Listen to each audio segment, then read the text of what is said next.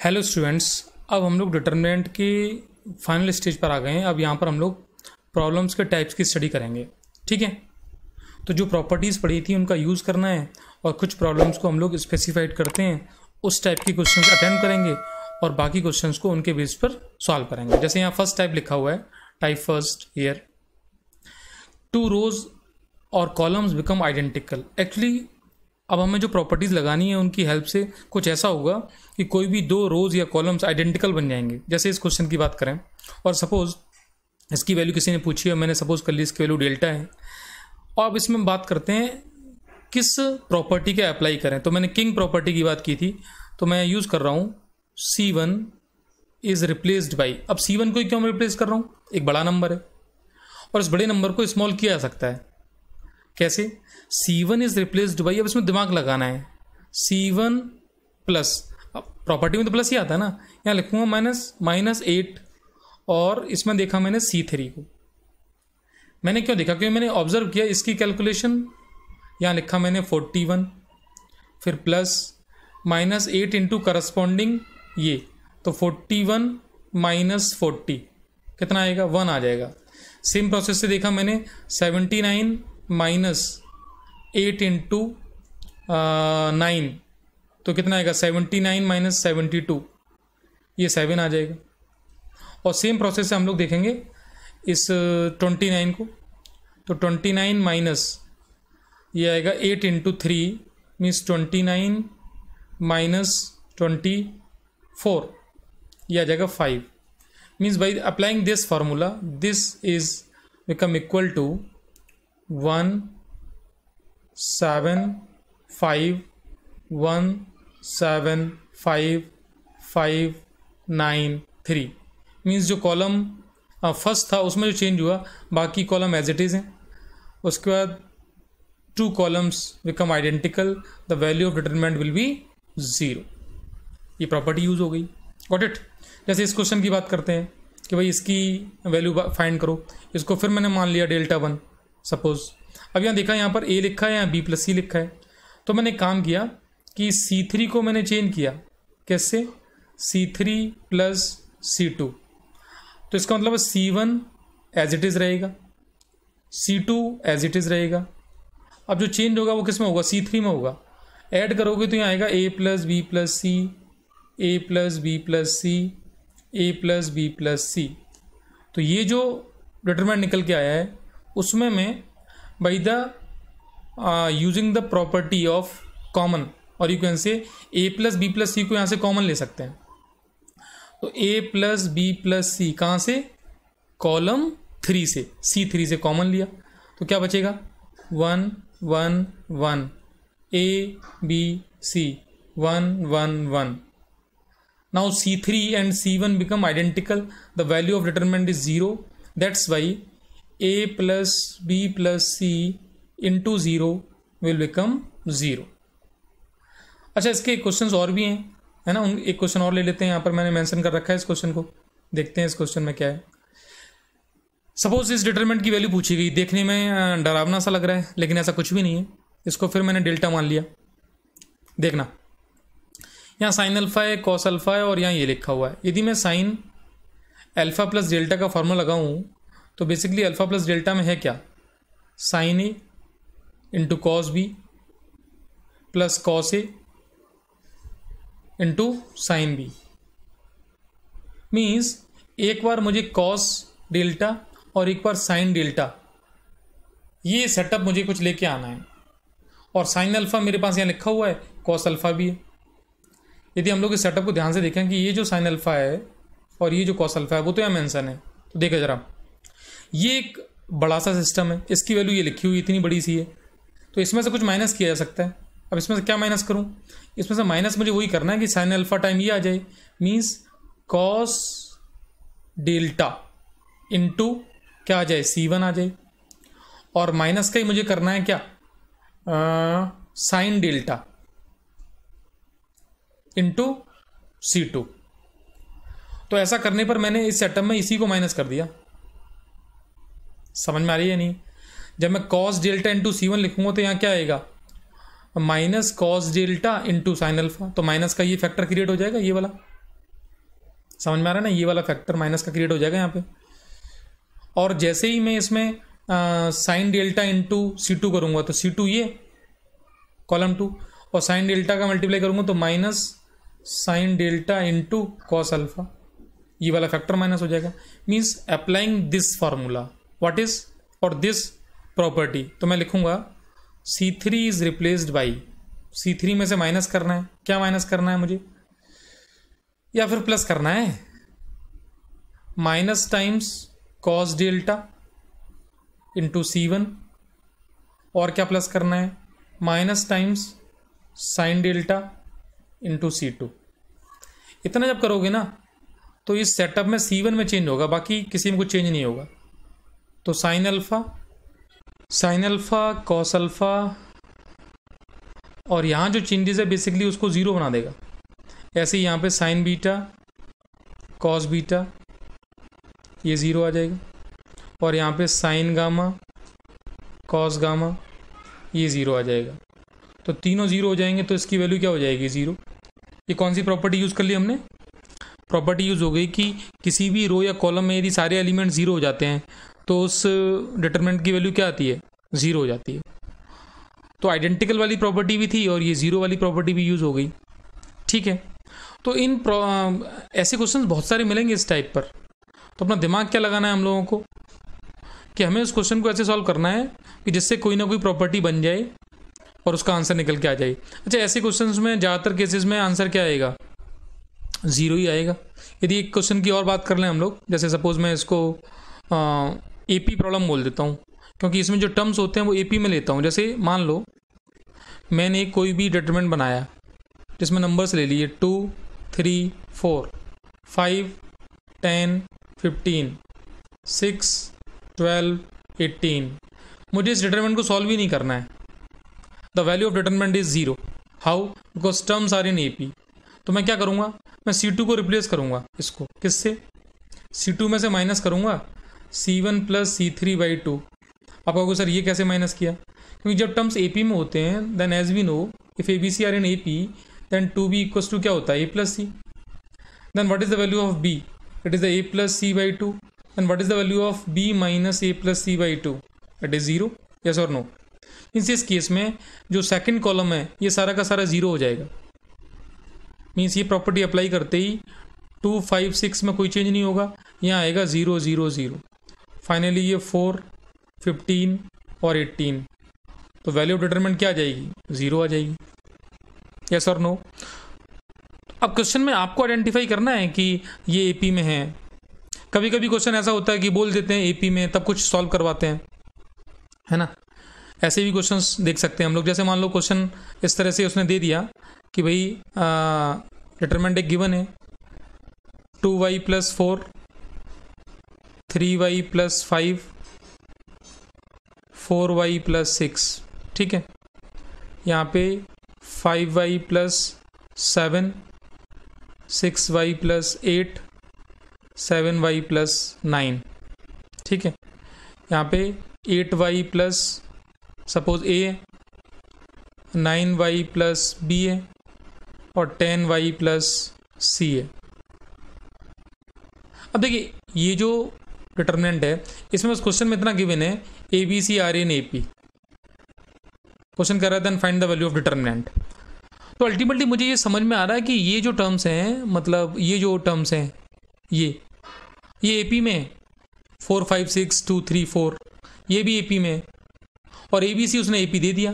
तो मैं इसमें प्रॉपर्टी क्या लगाऊंगा, R2 is replaced by R2 minus R1 plus R3/2। एक एग्जाम्पल कोई देख लेते हैं। जैसे मान लो तो R2 का एलिमेंट यहाँ रख लेते हैं कोई भी।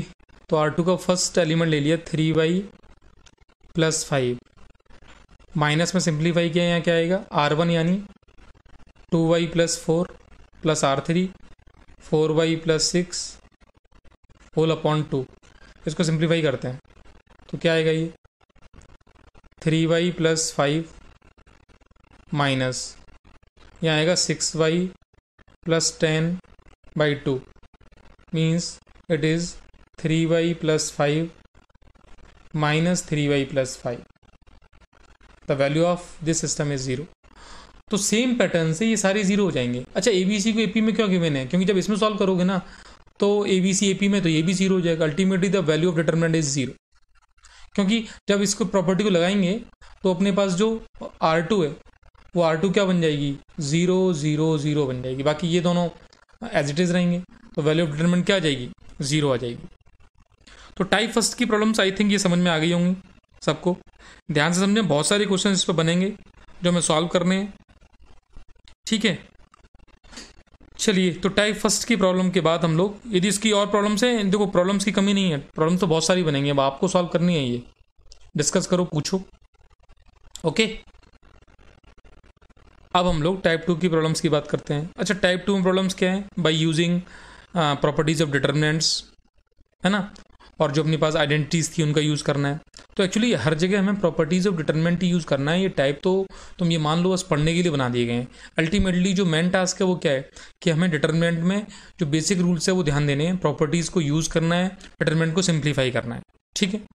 कुछ क्वेश्चन यहाँ पे मैं सॉल्व कर रहा हूँ, उनको ध्यान से देखें, समझें। जैसे सपोज एक क्वेश्चन ले लेते हैं, इसमें लिख रहा है विदाउट एक्सपेंडिंग, तो इस बात को हम लोग ध्यान में रखेंगे, विदाउट एक्सपेंडिंग प्रूव करना है। तो प्रूव करने वाला काम तो हो जाएगा। जैसे वो कह रहा है कि भाई without expanding you have to prove that a plus B X C plus D X P plus Q X, है ना। यहाँ पे ए एक्स प्लस बी है और यहाँ यू वी डब्ल्यू या कुछ भी लिख सकते हो। यहाँ पे आ जाएगा सी एक्स प्लस डी और यहाँ पी एक्स प्लस क्यू। ज़्यादातर क्वेश्चन जब तुम लिखोगे तो एक चीज़ समझ में आएगी कि कुछ ना कुछ क्वेश्चंस में सिमेट्री है।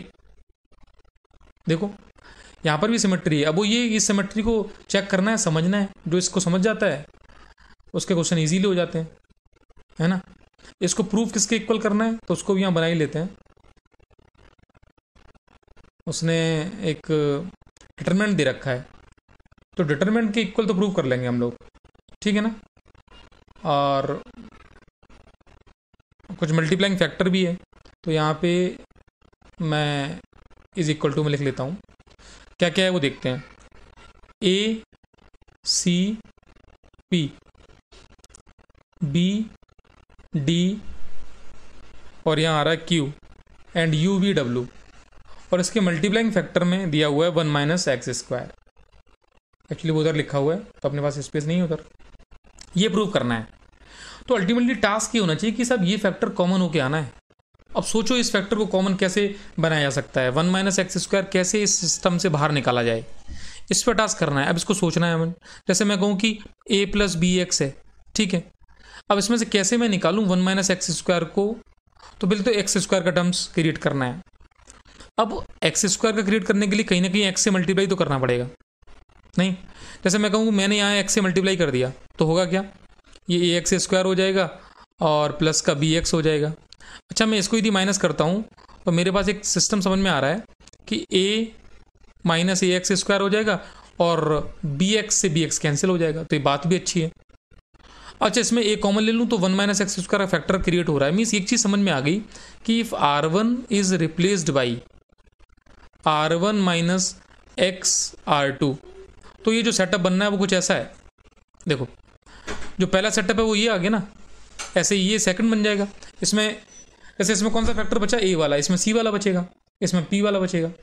तो फाइनली यदि मैं ध्यान से देखूँ तो इस प्रॉपर्टी को यूज़ करूँ और मैं समझाता भी चलता हूँ। जैसे पहले मैंने समझा दिया, दूसरा यहाँ लिखता हूँ। देखिए C plus D X minus X times C X plus D, इसको सिंप्लीफाई करेंगे तो C plus D X minus C X square minus D X, ये डी एक्स से डी एक्स कैंसिल, तो C times 1 minus x square आ जाएगा। Yes और no. ऐसे ही थर्ड वाले को देखेंगे तो P plus Q X minus करेंगे X times P X plus Q, इसको सिंप्लीफाई किया तो P plus Q X minus P X square minus Q X, तो क्यू एक्स से क्यू एक्स कैंसिल, यहाँ पी कॉमन, कितना आएगा 1 माइनस एक्स स्क्वायर। मीन्स अपने पास ये कंफर्म हो गया कि इस प्रॉपर्टी से जो R1 चेंज हो रहा है, R1 में पहले आएगा a times 1 minus x square, फिर यहाँ आएगा second c times 1 minus x square, फिर यहाँ आएगा p times 1 minus x square. Change सिर्फ R1 की है तो R2 को AX प्लस बी जो फॉर्मेट है वो वही लिखना पड़ेगा। मीन्स ये AX plus b, I think it is PX plus q, sorry PX plus q नहीं आएगा, CX प्लस डी होगा, और ये होगा PX प्लस क्यू, और यहाँ लिखा हुआ है UVW। अभी चेक कर लेते हैं इसको, यहाँ तक आ गए हम लोग, चेक कर लो, ये लिखा हुआ है, ठीक है। अब बात आती है कि भाई इसको सेकंड वाले सिस्टम को, क्योंकि हमें लेके क्या आना है वो ध्यान देते रहें, BDQ लेके आना है, तो BDQ बनाना है यहाँ पे, तो B बचना चाहिए, यहाँ D बचना चाहिए, यहाँ Q बचना चाहिए। अपने पास फॉर्मेट ये आ गया, तो 1 माइनस एक्स स्क्वायर कॉमन ले लिया, क्या आया ACP AX plus B CX plus D PX plus Q UVW। Easy हो गया यहाँ तक। अब मुझे इसमें से ये AX हटाना है, तो इजी पैटर्न हो गया कि R2 is replaced by R2 minus X times R1 कर देते हैं, तो AX वाला फैक्टर कैंसिल हो जाएगा। मीन्स फाइनली ये लगाते ही अपने पास अपना आंसर जो है वो प्रूव हो जाएगा कि 1 माइनस एक्स स्क्वायर टाइम्स यहाँ आ जाएगा ACP, यहाँ आ जाएगा BDQ, और यहाँ आ जाएगा UVW, और फाइनली यही प्रूव करना था। Got it. तो इस टाइप की प्रॉब्लम देख ली हमने ये, और प्रॉब्लम्स लेते हैं इसकी। अच्छा, अब ये टाइप थर्ड की बात करते हैं। टाइप थर्ड में क्या है, ऑन एडिशन ऑफ डिटरमिनेंट। जो पिछले प्रॉपर्टी हमने देखा था, मैंने तो इसकी एक प्रॉपर्टी बना दी है कि भाई सपोज अपने पास कोई भी डिटरमिनेंट गिवन हो, उसमें क्या हो रहा होगा। अच्छा, एडिशन के बारे में पहले नॉलेज होनी चाहिए कि एडिशन ऑफ डिटरमिनेंट उस रो या कॉलम के अलॉन्ग होता है जिस रो या कॉलम में चेंजेस होते रहते हैं। जैसे सपोज मैंने कहूँ कि भाई एक डिटरमिनेंट है ये, जिसमें लिखा है A1 B1 C1, और बाकी में ABC DEF लिखा है, और एक और है डेल्टा 2, उसमें लिखा हुआ है A2 B2 C2, और यहाँ पे सेम है ABC DEF। एक और ले लो, तो डेल्टा 1 प्लस डेल्टा 2 में जो एडिशन होगा वो फर्स्ट रो के अलॉन्ग ही होगा। Means A1 plus A2 B1 plus B2 और C1 प्लस C2 होने वाला है। बाकी इन दोनों में कोई चेंज नहीं होने वाला है। इस बात पे हम लोगों ने डिस्कशन काफ़ी कर रखा है, सिग्मा वाले क्वेश्चंस मैंने उसमें कराई रखे थे, यस और नो। तो टाइप थर्ड में हमें उन्हीं प्रॉब्लम्स की स्टडी करनी है। Got it. तो सिंपल सा टाइप था। अब हम लोग यहाँ बात कर रहे हैं फैक्टर थ्योरम की टाइप 4 में। अच्छा, इसकी भी मैंने प्रॉपर्टी बनाई हुई है। अच्छा, ये कॉमन सेंस की बात है, फैक्टर थ्योरम कोई स्पेशल चीज़ नहीं है। मैंने प्रॉपर्टी बना दी है, उसको भी आप कुछ स्पेशल तरीके से नहीं देखना है। जैसे सपोज मैं आपसे कहूँ कि भाई कोई पॉलिनोमियल है, जैसे मैंने ले लिया x square suppose minus 3x plus 2। अब मैं कहूँ भाई x इक्वल्स टू 1 रखो इसमें, तो वैल्यू क्या आएगी 1 पे, 1 माइनस 3 प्लस 2, तो ऑब्वियसली 0 हो रहा है ये सेटअप। मीन्स मैं ये कहूँगा ना कि x माइनस 1 इसका फैक्टर है।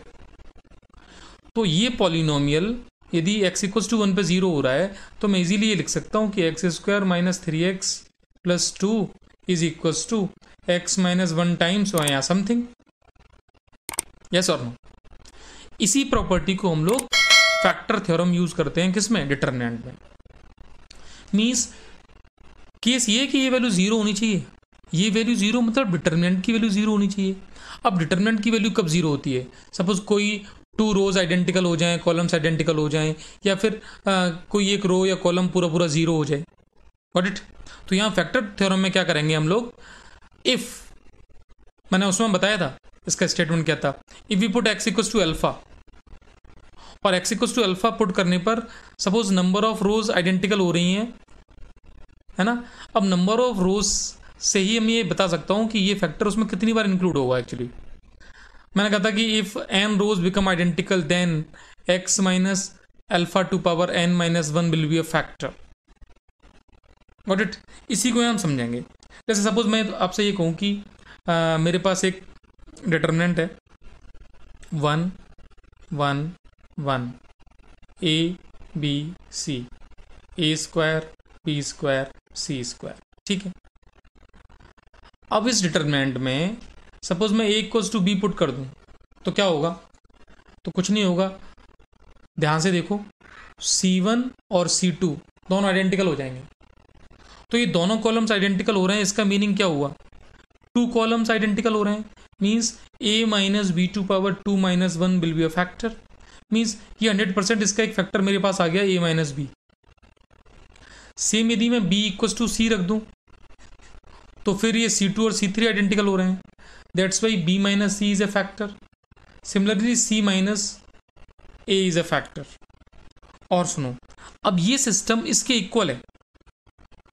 अब जो मैं तुम्हें बात बता रहा हूं ना, मैंने वहां पर ही सिखाया था, आप इसको एक्सपेंड करोगे ना, तो इसको एक्सपेंड करने के बाद इसमें जो वेरिएबल्स इन्वॉल्व हो रहे हैं ना, उनकी जो डिग्री बनेगी वो डायगोनल के एलिमेंट्स की मल्टीप्लिकेशन से निकल के आ जाती है। मीन्स यहाँ कन्फर्म है कि क्यूबिक 3 डिग्री का केस बनेगा, क्योंकि b की पावर कितनी है 1 और c का स्क्वायर है। और इस सेटअप को ध्यान से देखो, इसमें भी 3 डिग्री है। तो यहाँ पर अल्टीमेटली अब सिर्फ एक कांस्टेंट आ सकता है, यानी मैं यहाँ पर यदि k लिख लूँ तो k हो सकता है डिफर कर रहा हो, कि कोई यहाँ पर वैल्यू आ रही हो, लैम्डा मान सकते हो हम लोग, बाकी a b c में कुछ भी नहीं आएगा। ये कॉमन सेंस की बात है ना? या फिर मैं जो बता रहा हूँ उसको ध्यान से समझो कि डायगोनल के जो एलिमेंट्स हैं, प्रिंसिपल डायगोनल के एलिमेंट्स हैं, उनका प्रोडक्ट कर लो। उनके प्रोडक्ट करने के बाद आपको ये पता चलेगा कि इस एक्सप्रेशन की डिग्री कितनी है, और सामने यदि उतनी डिग्री आ रही है देन सिर्फ कांस्टेंट में चेंजेस हो सकता है। अब सुनो, यहाँ पर ये स्टेटमेंट जो बना है ना, this equals to this is the universal identities for any ABC, कोई भी एबीसी के लिए। तो जो तुम्हें अच्छे एबीसी लगते हैं वो पुट कर दो। आप कहोगे सर ऐसा क्या कह रहे हो यार, अदरवाइज इसको एक्सपेंड कर लो, इसके इक्वल आ जाएगा, के की वैल्यू आ जाएगी। और यहाँ पर तुम्हें रखना है, बस ये ध्यान देना कि ऐसे एबीसी मत रख देना कि ये सेटअप ही 0 कर लो आप, तो 0 इक्वल्स टू 0 तो होता ही रहेगा। मेरी बात समझ में आ रही है? तो सपोज जैसे a को मैंने 1 रखा, b को -1 रखा और c को 0 रखा, तो एक सिंपल सा केस बन जाएगा 1 1 1 1 -1 1 1 0 0 is equals to k times a minus b is the 2, b minus c is -1 -0, c minus a 0 -1 means it is equals to 2k। और इसको सिंप्लीफाई करोगे तो ये कॉलम 3 में एक्सपेंड कर दें तो 1 के साथ आएगा, 1 + 1 means the value is 2, the value of k is 1। तो इजीली ये बात समझ में आ गई, 2 = 2k, the value of k is 1 means your answer is there, a minus b, b minus c, c minus a, ये k की value 1 हो जाएगी। मोस्ट इंपॉर्टेंट थ्योरम है, आर.डी. शर्मा में गिवन है, यूज़ कर सकते हो ऑब्जेक्टिव के लिए, बहुत परफेक्ट थ्योरम है। मैंने ये बात पहले भी बताई थी। बहुत सारे क्वेश्चंस देखते ही सॉल्व हो जाएंगे, है ना? और बहुत सारे क्वेश्चंस हमें याद ही हो जाते हैं उनके आंसर्स। तो तुम्हें लगता है ना कि ये सर कैसा क्वेश्चन है, टफ है, ये है, उनके आंसर्स ही याद हो जाते हैं। ठीक है, चलिए एक क्वेश्चन को और ले लेते हैं। सपोज क्वेश्चन है a - x whole square, a - y whole square, a - z whole square. ऐसे ही b में ले लेते हैं, और b के बाद c में ले लेते हैं, c - x, c - y and here c - z। और ये डिटरमिनेंट है, और सपोज इसकी वैल्यू फाइंड करनी है।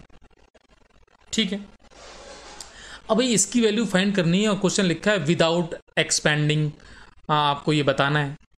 मान लो ऐसा आ जाए, अब विदाउट एक्सपेंडिंग बताना, तब सोचो जरा कि क्या इसमें फैक्टर्स बन सकते हैं। जैसे कोई कहे कि सर a = b रख दो, कुछ होगा? a = b, ध्यान से देखो, तो a = b रखते ही R1 और R2 ये आइडेंटिकल हो जाएंगे।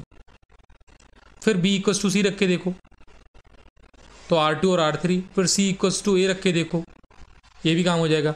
x = y रख के देखो, x = y, y = z रख के देखो, z = x रख के देखो। इतने फैक्टर्स तो हम लोगों के पास क्लियर आ गए, means 6 factors are there. Means ये अल्टीमेटली ये कंफर्म बात होगी कि इसकी वैल्यू जो होगी ना वो A minus B, B minus C, C minus A, x minus Y, Y minus Z, Z minus X, इसके इक्वल तो होगी। अब मैं आता हूँ सिर्फ डायगोनल की डिग्री पे। डायगोनल्स की डिग्री का मैं मल्टीप्लाई करके देखूँ तो मुझे डिग्री दिखाई दे रही है 6। देख लो भाई, ये डिग्री की तरफ ये जा रहा है, 6 आ रही है। यहाँ 6 टर्म्स हैं, उनको भी ध्यान से देखो। ये टर्म्स कितने हैं? 6 हैं, तो इसकी डिग्री 6 हो गई। अल्टीमेटली यहाँ एक कांस्टेंट के से डिफर कर रहा है। अब ए बी सी की वैल्यू तुम्हें रखनी है और एक्स वाई जेड की रखनी है। अपना बस दिमाग लगा के दोनों तरफ वैल्यूज पुट करनी है। तो जैसे अभी वैल्यूज ली थी वही ले लेते हैं। जैसे ए को 0 ले लिया, बी को -1, सी को 1, ऐसे कुछ कॉम्बिनेशन अभी मैंने लिया था। सपोज यहाँ पे y को 0 ले लिया, z को -1 ले लिया, x को 1 ले लिया। अच्छा, जो भी लेना है अल्टीमेटली यहाँ ऐसा ना हो जाए बस 0 हो जाए, वो दिमाग लगाना है। अब इस वैल्यूज को रखते हैं। तो पहला क्या है? a minus x. तो a माइनस एक्स यानी 0 - 1, ठीक है। फिर क्या आएगा? a माइनस वाई, तो 0 हो जाएगा ये।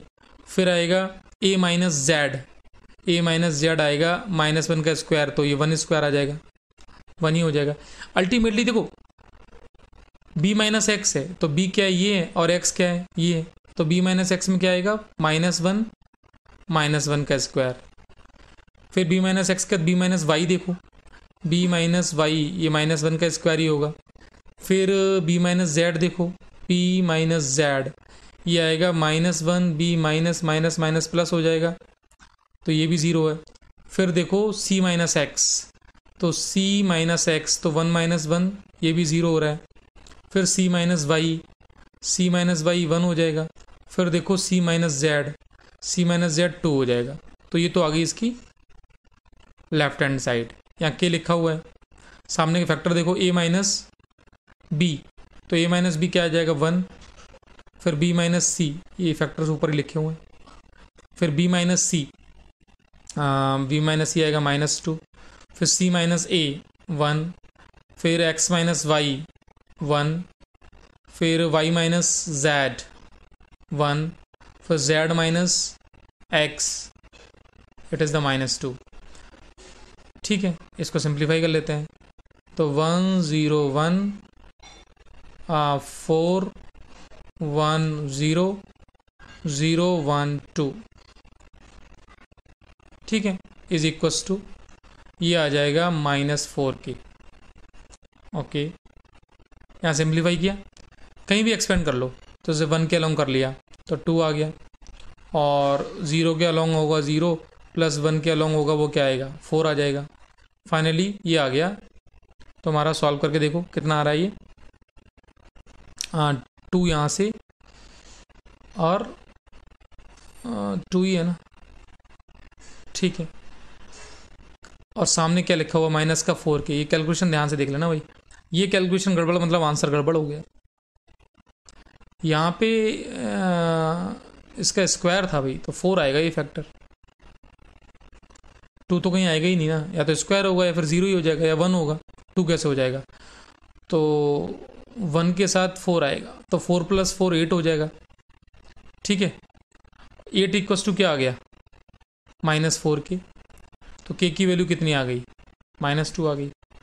तो a minus B, B minus C, C minus A, x minus Y, Y minus Z, Z minus x, ये सारा सेटअप देख लो आप, यहाँ जो लिखा था a minus B, B minus C, C minus A, x minus Y, Y minus Z, Z minus x हो गया, और के की वैल्यू निकल के आ गई। अब माइनस प्लस से यदि कहीं गड़बड़ हो गई होगी तो गड़बड़ हो जाएगी आपकी, वो चेक कर लेना। ये माइनस माइनस का प्रोडक्ट प्लस होगा, ऐसी गड़बड़ नहीं करनी मुझ जैसी, है ना। तो के की वैल्यू कितनी आ गई? +2 आ गई। तो पता है हम लोगों ने इतने बड़े डिटरमिनेंट को without expanding by using factor theorem simplify कर लिया। ये थ्योरम इतनी इंपॉर्टेंट है कि आप इस थ्योरम को यूज करके बहुत सारी क्वेश्चंस को सिंप्लीफाई कर सकते हो, ठीक है। टाइप 5 में कैटेगरी हम लोग लेते हैं जिसमें हमें solution of determinant equation solve करनी है, ठीक है। तो क्या मीनिंग है डिटरमिनेंट इक्वेशंस का, और सॉल्यूशन का मीनिंग क्या है, ये बात हमें पता होनी चाहिए। डिटरमिनेंट इक्वेशन का मतलब क्या है? उसमें कोई वेरिएबल होगा और उसकी वैल्यू फाइंड करनी है। डिटरमिनेंट की वैल्यू गिवन होगी। जैसे सपोज क्वेश्चन आए सॉल्व अब सॉल्व के आगे आपको एक डिटरमिनेंट दे दे, ठीक है, और सामने उसकी वैल्यू लिख दे। जैसे यहाँ ले लेते हैं ए प्लस एक्स, ए माइनस एक्स, अगेन ए माइनस एक्स, तो माइनस कर लें यहाँ पे, ठीक है। फिर यहाँ ए माइनस एक्स है, ये ए प्लस एक्स है, यहाँ पर ए माइनस एक्स है, यहाँ पे ए माइनस एक्स, फिर ये ए माइनस एक्स और ये ए प्लस एक्स। इसकी वैल्यू 0 दे दें और क्या, find the value of x. अब इसको सिंप्लीफाई करना है, तो देखिए सिंप्लीफाई करने का मतलब है किसी रो या कॉलम को ऐसा सेटअप बनाओ जिसमें 1 बन जाए पहला स्टेप, फिर उनको 0 बना लो। एक्चुअली मैक्सिमम क्वेश्चंस में क्या होगा, आपको 1 क्रिएट करना है, 1 क्रिएट करने के बाद आपको 0 में कन्वर्ट करना है। तो सपोज मैं यहाँ पे सबको ले जाके R1 में ऐड कर दूँ, या फिर कॉलम को सबको ले जाके इधर ऐड कर दूँ, means C1 is replaced by C1 plus C2 plus C3। ये वैल्यू क्या निकल के आएगी, C1 में जो चेंजेस होगा वो ध्यान से देखें, ए प्लस एक्स प्लस ए माइनस एक्स प्लस ए माइनस एक्स, यहाँ पे ए माइनस एक्स प्लस ए प्लस एक्स, मतलब वो टर्म्स तो सिमिलर ही है ना, और प्लस ए माइनस एक्स, और थर्ड नंबर पे ए माइनस एक्स प्लस ए माइनस एक्स प्लस ए प्लस एक्स। इनको सिंप्लीफाई करो, इन तीनों की वैल्यू क्या आएगी, 3a माइनस एक्स आ जाएगी। मीन्स जो कॉलम फर्स्ट है ना, वो इस पूरे सेटअप में 3a माइनस एक्स के इक्विवेलेंट हो जाएगा। ये भी यहाँ पे 3a माइनस एक्स, यहाँ पे 3a माइनस एक्स, बाकी कॉलम में कोई चेंज नहीं होगा, तो जैसे भी थे उनको उसी बटन पर लिखना है, ठीक है। ये इक्वल टू 0 गिवन। अब उस 3a माइनस एक्स को कॉमन ले लेंगे, कॉमन लेने के बाद यहाँ 1 क्रिएट हो जाएगा,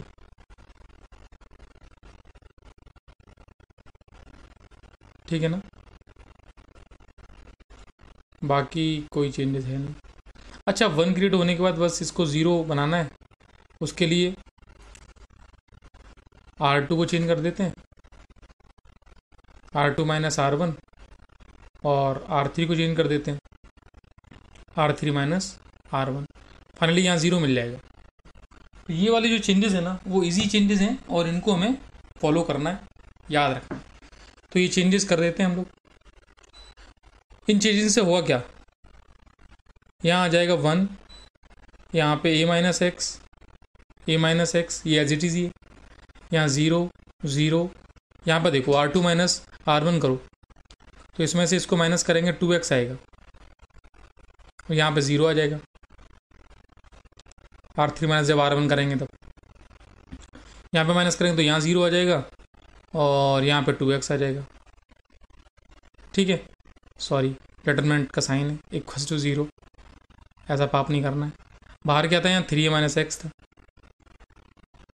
फाइनली इसको एक्सपेंड करोगे, और ये भाई प्रॉपर्टी भी मैंने समझाई है, इसको बोलते हैं ट्राइंगुलर डिटरमिनेंट।